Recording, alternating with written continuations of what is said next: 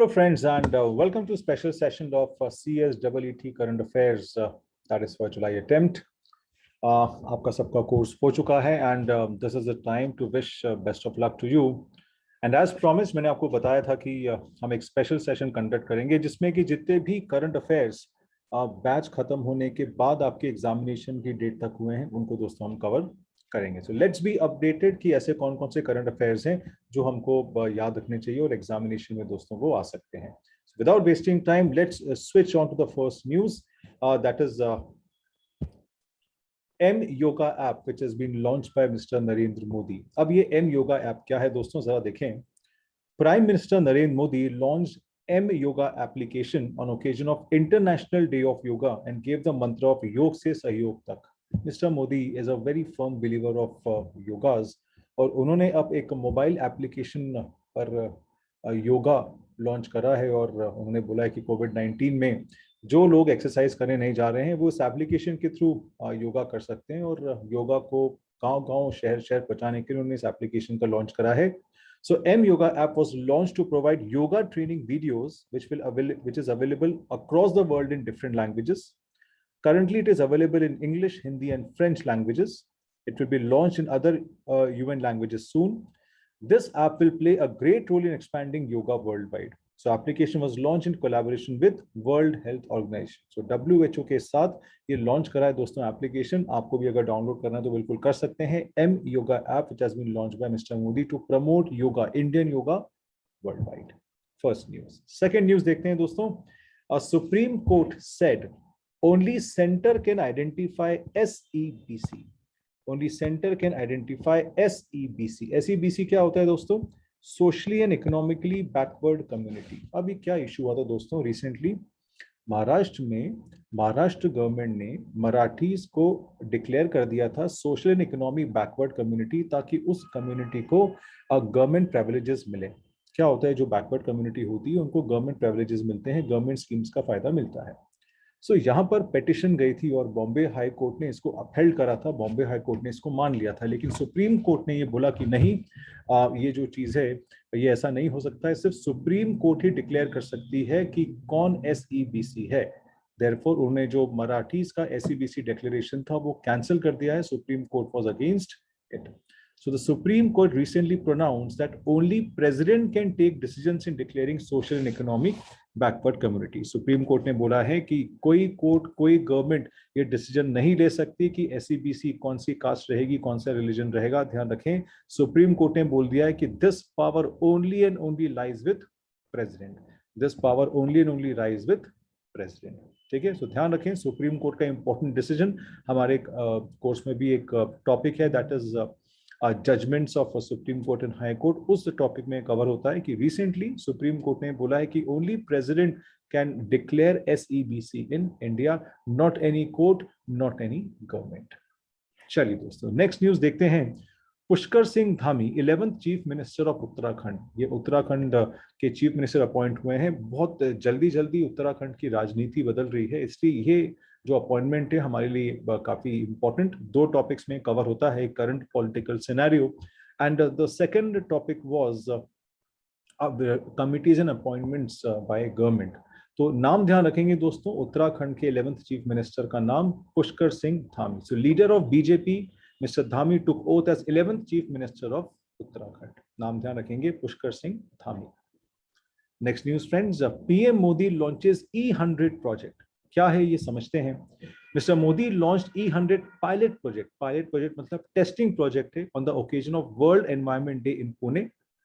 Ethanol has become a major priority of 21st century in India because ethanol has a better impact on environment and lives of farmers. तो mister Modi ने E100 and that is environmental friendly 100 project launch करा है और farmers के लिए जो ethanol है वो काफी बेनिफिशियल होता है. तो एनवायरमेंटल फ्रेंडली जो मेजर्स होते हैं उसके बेसिस पर मिस्टर मोदी ने ये प्रोजेक्ट लॉन्च करा है. नाम ध्यान रखेंगे. The name of the project is E100. The name of the project is E100.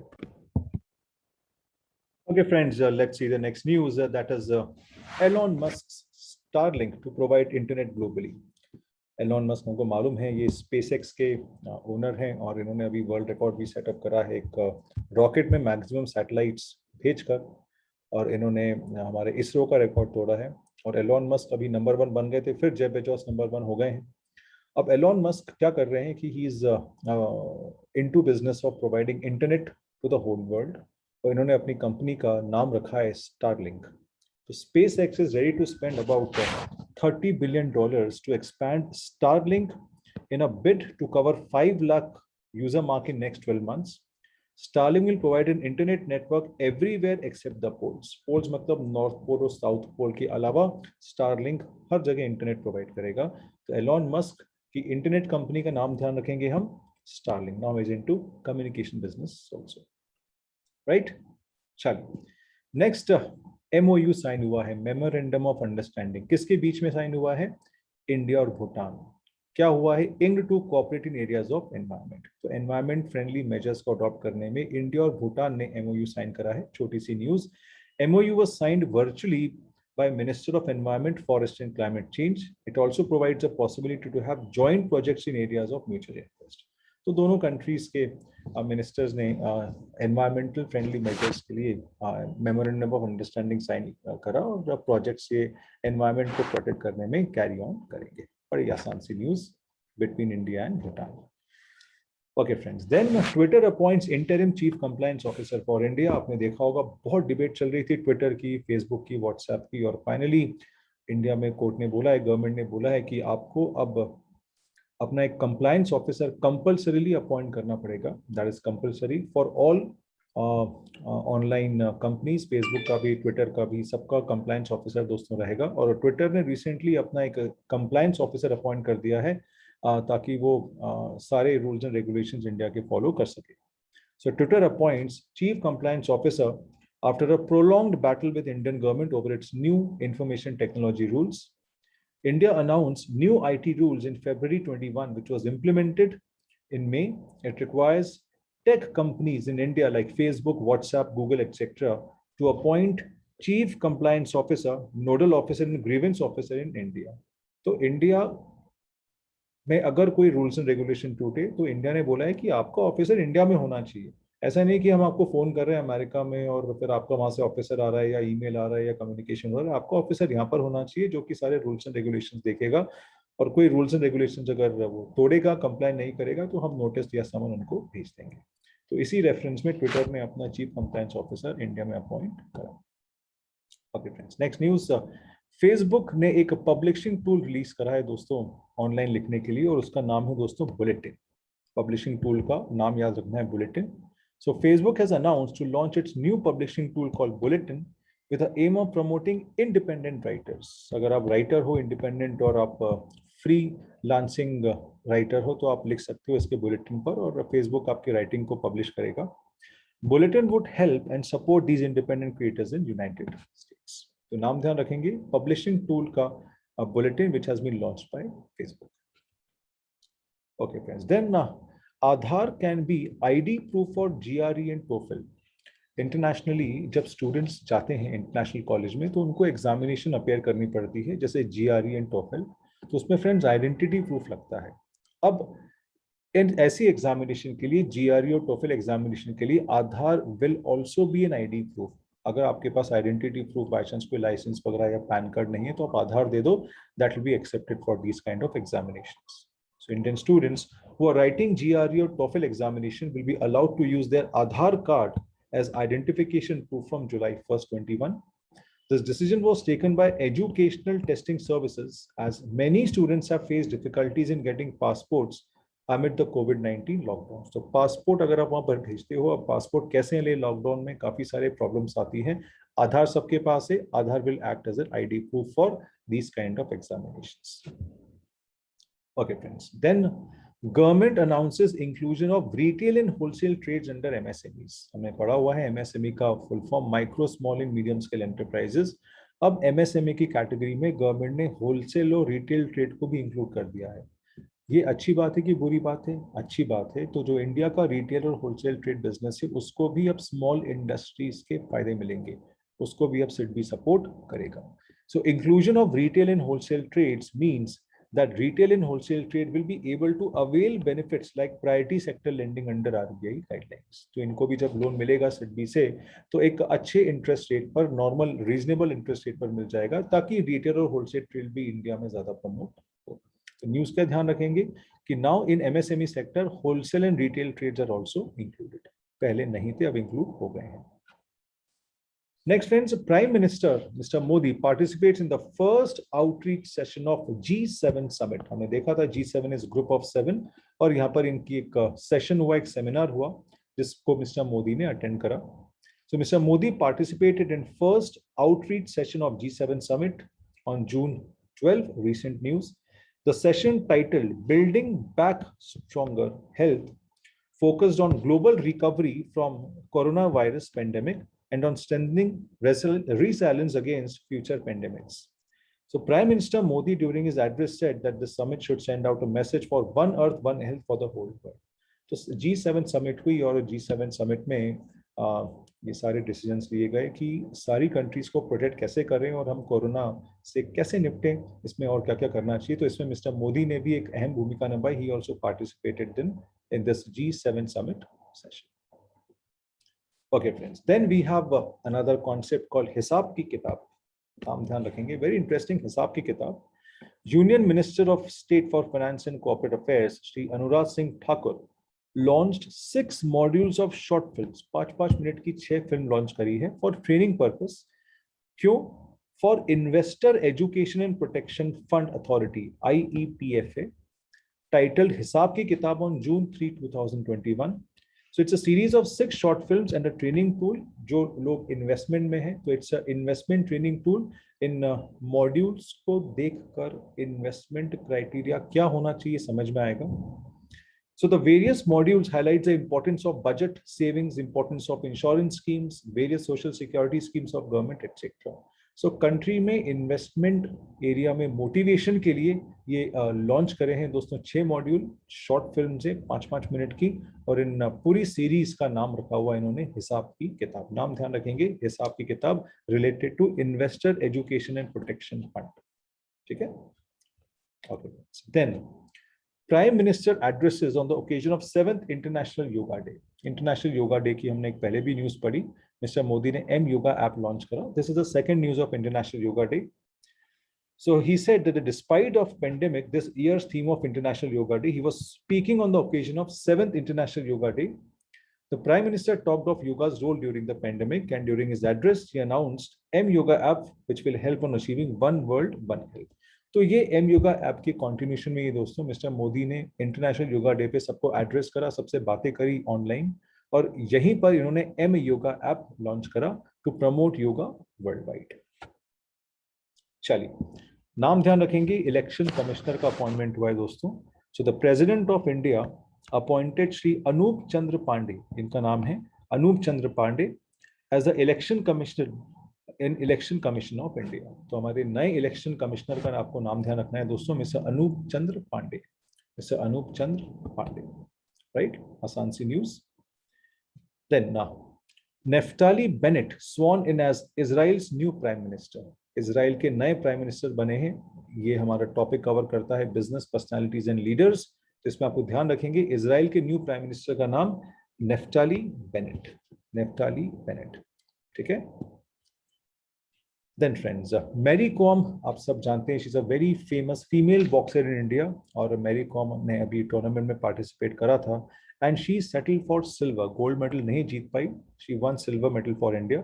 Sports news की कैटेगरी में कवर्ड है ये। Mary Kom finished her campaign with a silver medal at 2021 ASBC Asian Boxing Championships after going on fighting against the 2-time world champion Nazim Kazeem in high octane 51 kilogram final in Dubai। तो Dubai में tournament हुआ था और tournament का नाम है ASBC Asian Boxing Championship, और Mary Kom one silver medal, मतलब ये ओवरऑल सेकंड आई है। She stood second in this boxing championship. Okay friends, then नाम ध्यान रखना है नेशनल ह्यूमन राइट्स कमीशन के चेयरमैन का। So the chairman of National Human Rights Commission has been appointed, he is justice Arun Kumar Mishra. Mister Arun Kumar Mishra is now the chairman of National Human Rights Commission. नाम ध्यान रखेंगे दोस्तों अपॉइंटमेंट्स की कैटेगरी में। Then friends, we have another news related to science sector and business personalities. Mr. Jeff Bezos, जो Amazon के CEO थे और अब उन्होंने रिजाइन कर दिया, but he is still the chairman of Amazon. He announces he will fly to space in July, making him the first space billionaire to actually go to space.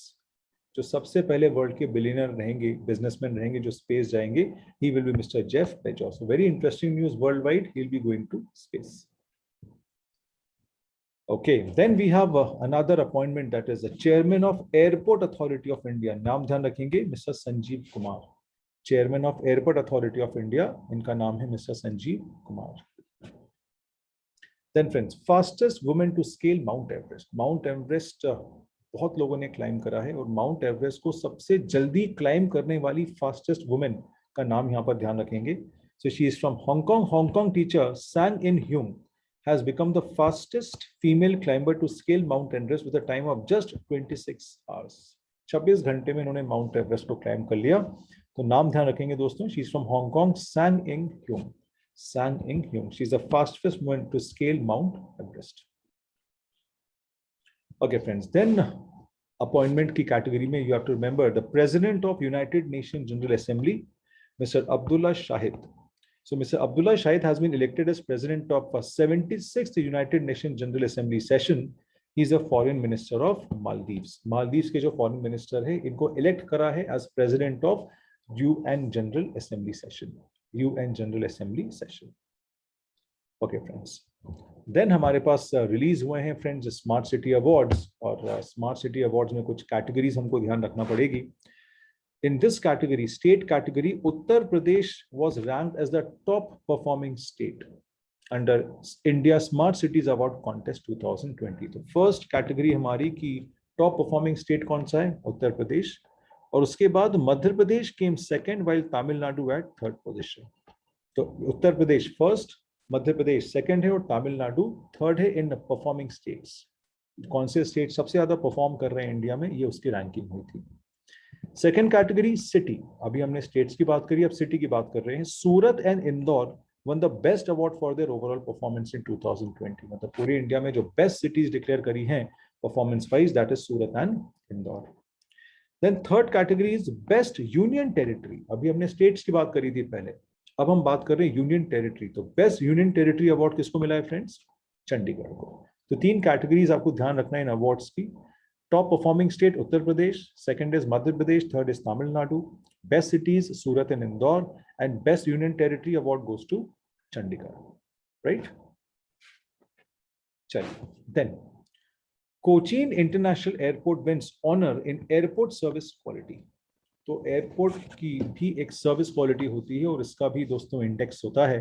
तो अभी best airport declare करा है कोचीन को in service quality. So Cochin international airport one airport council international director general roll of excellence honour in airport service quality. तो ये award का नाम क्या है? Airport council international director general roll of excellence. Award का नाम थोड़ा सा बड़ा है. ACI director general roll of excellence award कौन से एयरपोर्ट को गया है? कोचीन एयरपोर्ट को in service quality. So they are giving the best services to customers, इसीलिए इस कोचीन इंटरनेशनल एयरपोर्ट को अवार्ड मिला है. चलिए, next is veteran athlete Milkha Singh passed away. Film भी बनी थी इनके ऊपर और हमको इनकी सारी पूरी स्टोरी मालूम है. So he died because of corona. एक दिन पहले इनकी वाइफ गई थी और उसके अगले दिन मिस्टर मिल्खा सिंह भी हमारे बीच में नहीं रहे. तो इनका नाम ध्यान रखना है. Mister Milkha Singh, the very famous athlete, a great motivator, he passed away. Okay friends, then Flipkart ने एक नया एप्लीकेशन लॉन्च कराया दोस्तों. उस एप्लीकेशन का नाम है शॉप्सी. सो शॉप्सी हम आम कस्टमर्स के लिए नहीं है. This app was launched to help individuals start online business without any investment. तो अगर आपको कोई बिजनेस स्टार्ट करना है तो कहीं शॉप वगैरह लेने की जरूरत नहीं है, लेबर को हायर करने की जरूरत नहीं है.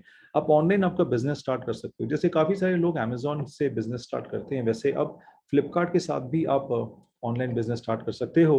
और जिस प्लेटफॉर्म पर आप ऑनलाइन बिजनेस स्टार्ट करोगे उस प्लेटफॉर्म का नाम है दोस्तों Shopsy. So it also deepens e commerce penetration across non metros. तो नॉन मेट्रोज में भी ये अपने जो है बिजनेस का जो है एक्सपेंशन करेगी. तो नाम ध्यान रखना है. सो दोस्तों, फ्लिपकार्ट्स ऑनलाइन बिजनेस के लिए फ्लिपकार्ट का नया ऐप, उसका नाम है Shopsy. Then friends, 12-year-old Abhimanyu Mishra becomes youngest grandmaster. World में नंबर 1 ग्रैंड मास्टर बने हैं 12 साल के लड़के, जिनका नाम है mister Abhimanyu Mishra in his category. So he has become the youngest ever grandmaster on June 30th. He was born in New Jersey and has broken 19-year-old record. 19 साल पहले इन्होंने रिकॉर्ड 19 साल पहले का इन्होंने रिकॉर्ड तोड़ दिया है, and he is the youngest grandmaster of all the times. आज तक चेस चैंपियनशिप इतनी छोटी उम्र में कोई नहीं जीता। नाम ध्यान रखेंगे इनका, his name is Abhimanyu Mishra. Abhimanyu Mishra. Then friends, again sports category में माना Patel, she is the first Indian female swimmer to qualify Tokyo Olympics, जो जुलाई में ओलंपिक्स होने वाले हैं दोस्तों। तो उसको उसमें ऐसा नहीं कि सारे स्विमर्स या सारे स्पोर्ट्स पर्सन क्वालिफाई कर लेंगे। सो नाउ ओलंपिक्स में क्वालिफाई करने वाली भी बात अलग रहती है, उसमें भी बहुत बड़ी बात होती है। ओलंपिक्स में जीतो तो और बड़ी बात होती है।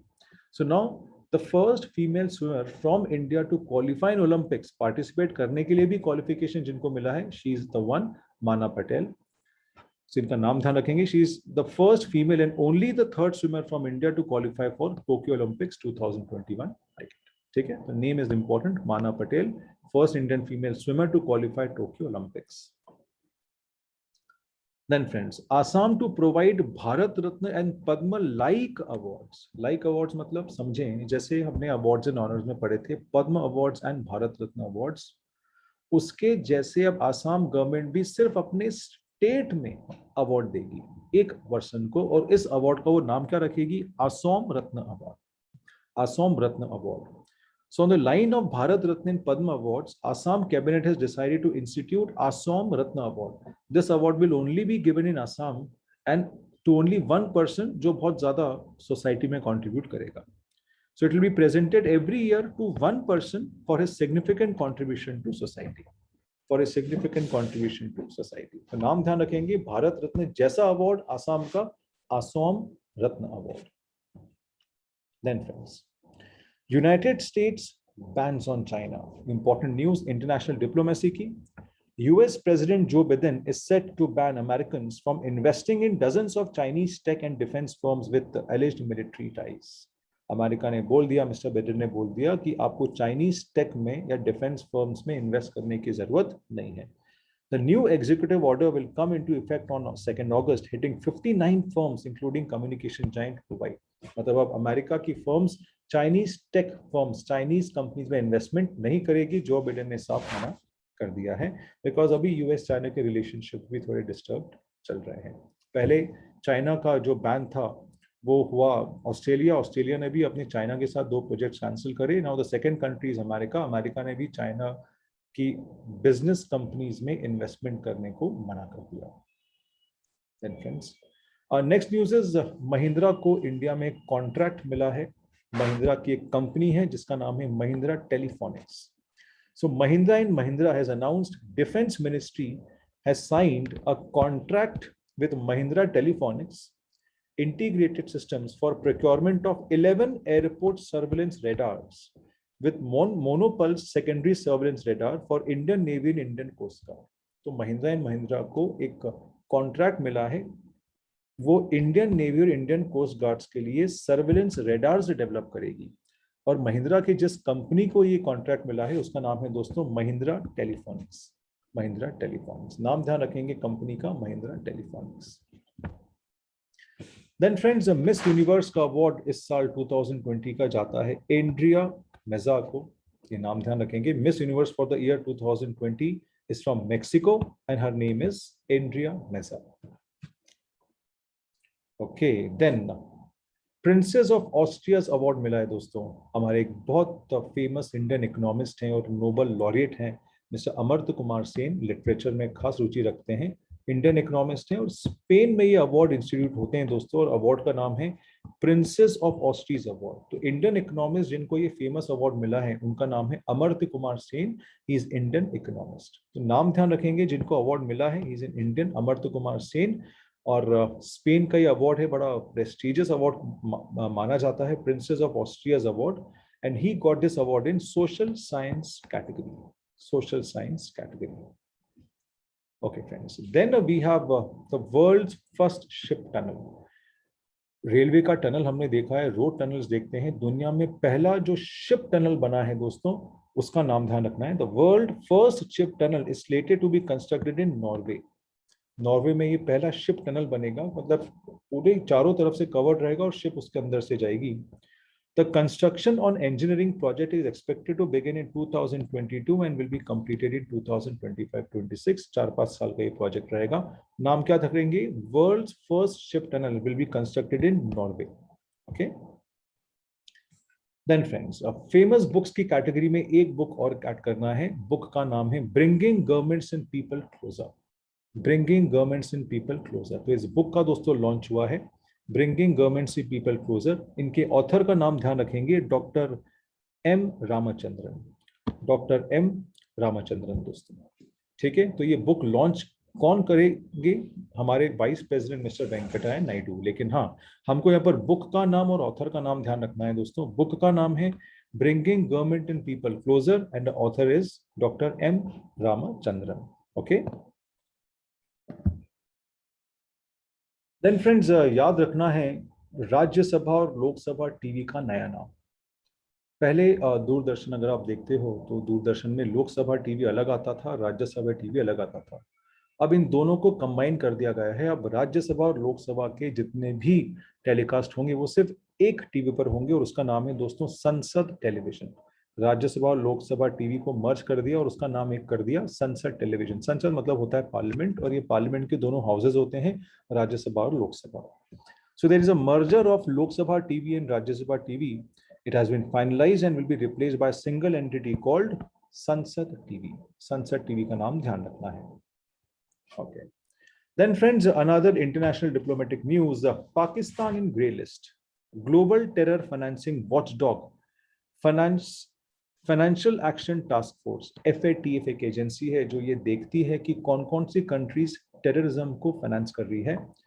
So it retained Pakistan on it's grey list. मतलब अभी भी FATF ने पाकिस्तान को क्लियरेंस नहीं दिया है और उसने बोला है कि अभी भी पाकिस्तान टेररिस्ट और टेररिज्म को प्रमोट कर रहा है, और उन्हें बोला है कि जून 2021 तक पाकिस्तान को हम इस ग्रे लिस्ट में रखेंगे। After concluding that Islamabad fail to address its strategically important deficiencies. उन्होंने बोला है कि कंप्लायंस ढंग से नहीं करे हैं तो हम पाकिस्तान को अभी भी टेररिस्ट लिस्ट फंडर्स में रखेंगे। सो अब लिस्ट में तो रख दिया, अब इसका मतलब क्या होगा? इसका मतलब ये होगा दोस्तों that Pakistan will not get any respite in trying to access finances in the form of investments in aid from various international bodies including IMF। अगर आप टेररिस्ट फंडर्स हो तो नेचुरली फिर आपको इंटरनेशनल ऑर्गेनाइजेशन से कोई मदद नहीं मिलेगी। जैसे अगर पाकिस्तान बोलेगा वर्ल्ड बैंक को या IMF को कि हमारी मदद करो, तो IMF and world bank will not give funding to Pakistan. Pakistan के लिए भी डिफिकल्ट फेज चल रहा है। Then friends, ease of living index जारी हुआ। ईज ऑफ लिविंग इंडेक्स मतलब ये होता है कि ऐसी सिटीज जहां पर आपकी क्वालिटी और स्टैंडर्ड ऑफ लिविंग मेंटेन हो, तो सिटीज के बीच में ऐसी कंपटीशन करवाई इंडिया में। तो सर्वे के बाद ये देखा गया कि city called Bangalore, now Bengaluru, tops this list. अगर आप बैंगलोर में सेटल होते हो तो आपकी क्वालिटी ऑफ लाइफ बहुत अच्छी होती है, सारी फैसिलिटीज आपको वहां पर मिलती है and your standard of living will improve. हाँ, इसमें जो लोएस्ट नंबर, लोएस्ट रैंकिंग पर आई, those are cities of Bareilly, Dhanbad and Srinagar. That means the standard of living in Bareilly, Dhanbad and Srinagar is very very low. So amongst Indian cities with a population of more than a million, 10 lakh की population से ज्यादा, Bengaluru has emerge as the best city on ease of living parameters. ठीक है, तो ये ranking ध्यान रखेंगे, बेंगलुरु को नंबर 1 रैंकिंग मिली है in ease of living index. Then friends, as promise मैंने आपको बताया था कि आपको RBI रेट्स करंटली ध्यान रखने हैं फॉर एग्जामिनेशन पर्पस। तो रेपो रेट ध्यान रखेंगे 4%, रिवर्स रेपो रेट ध्यान रखेंगे 3.35%, मार्जिनल स्टैंडिंग फैसिलिटी रेट ध्यान रखेंगे 4.25%, बैंक रेट भी 4.25%, CRR का 1% इंक्रीज हुआ है, 3% से RBI ने इसको 4% कर दिया है, और SLR ध्यान रखेंगे 18%। तो there is a major change in CRR। पहले CRR 3% था, अब उसको 4% RBI ने कर दिया है। तो these are the rates which you should keep in mind for your examination. Then friends, Ladakh in republic day parade. Ladakh आपको मालूम है कि जम्मू एंड कश्मीर से सेपरेट हो चुकी है और यूनियन टेरिटरी बन चुकी है, और लद्दाख अब इंडिपेंडेंट यूनियन टेरिटरी की बेसिस पर अपने आप को उसने 26 जनवरी को परेड में रिप्रेजेंट करा. So in a first, the tableau of Union Territory of Ladakh, which came into existence in 2019, following the abrogation of Article 376, was displayed in this year Republic Day parade. तो लद्दाख का एक अलग से, पहले क्या होता था, जम्मू एंड कश्मीर और लद्दाख का एक ही परेड होता था. अब लद्दाख का एक सेपरेट परेड हुआ क्योंकि now Ladakh is separated from Jammu and Kashmir. Then friends, China tops list in FDI. Foreign direct investment में China नंबर 1 हो गया है. China became the world's top destination for new foreign direct investment in 2020, overtaking US.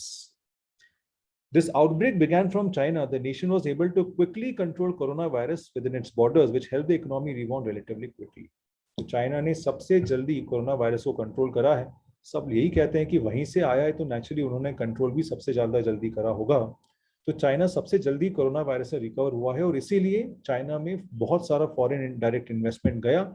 US की जगह China में shift हो गया और China becomes now the number 1 country in foreign direct investment. मतलब सबसे ज्यादा कंपनीज आ रही हैं चाइना में जो कि बिजनेस कर रही है. Then SpaceX created a new world record. Elon Musk, SpaceX created a new world record by launching 143 satellites on a single rocket. ये हमने पहले भी डिस्कस करा है कि पहले ये रिकॉर्ड जो है वो इसरो के पास था. इसरो ने एक ही रॉकेट में 104 सैटेलाइट्स पहुंचाई थी स्पेस में और अब स्पेस एक्स ने एक रॉकेट पहुंचाया जिसमें उन्होंने 143 सैटेलाइट्स पहुंचाई. तो स्पेस एक्स ने ऐसा नया वर्ल्ड रिकॉर्ड अपने आप में क्रिएट करा. ओके फ्रेंड्स, देन पद्म अवार्ड्स की लिस्टिंग जारी हो गई है कि इस साल कितने पद्म अवार्ड्स मिलेंगे. So there were 119 Padma awards which has been declared, जिनका ब्रेकअप क्या है. 7 Padma Vibhushan, 10 Padma Bhushan and third is 102 Padma Shri. 7 Padma Vibhushan मिलेंगे, 10 पद्म भूषण मिलेंगे और 102 पद्मश्री मिलेंगे. है ना, हमने पढ़ा है भारत रत्न और पद्म अवार्ड. भारत रत्न हमेशा 3 ही होते हैं मैक्सिमम. पद्म अवार्ड्स का डिक्लेरेशन हर साल होता है और इस साल 119 पद्म अवार्ड्स का डिक्लेरेशन हुआ. ओके फ्रेंड्स, तो this was the special session. इतनी न्यूज आपको ध्यान रखनी है. Your examination is on 10th. Today is 7th. तो आपको ये 3 दिन मिले हैं इन न्यूज़ को याद रखने में. हालांकि न्यूज़ सिंपल ज़्यादा है, आराम से आप ध्यान रखेंगे, but I am sure this will really help you to cover all the current affairs जो आपके बैच खत्म होने के बाद और एग्जामिनेशन के पहले यहाँ पर आए हैं. So wish you all the best. May God bless you and you come out in examination with flying colours. That will be all for today. This is Manmeet Arora signing out, and I'll see you soon on the other side in CS Executive. Bye-bye, friends.